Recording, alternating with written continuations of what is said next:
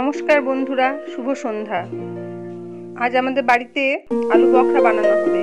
এই যে মা বেসন ফাটছে, কড়াইয়ে তেল গরম বসানো হয়েছে।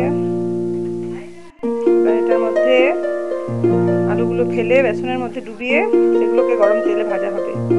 আহা বন্ধুরা, তোমরা কে কে খেতে ভালোবাসো কমেন্ট সেকশনে একটু জানিও। এই যে দেখুন, গরম তেলের মধ্যে একটু ছাড়া হলে এখন কেমন কি সুন্দর ফুলে উঠবে। শীতকালের সন্ধ্যাবেলা বসে বসে বাড়িতে বসে এরকম গরম গরম তেলে ভাজা খেতে সবার ভালো লাগে, আমার তো খুব ভালো লাগে।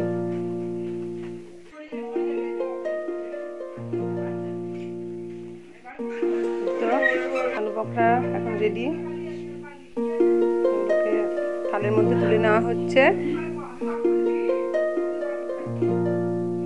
এরপরে এগুলো মুড়ির সাথে কাঁচা লঙ্কা আর ধনেপাতা দিয়ে আর একটু গরম গরম চা জমে যাবে আজকে সন্ধ্যাবেলাটা আমাদের।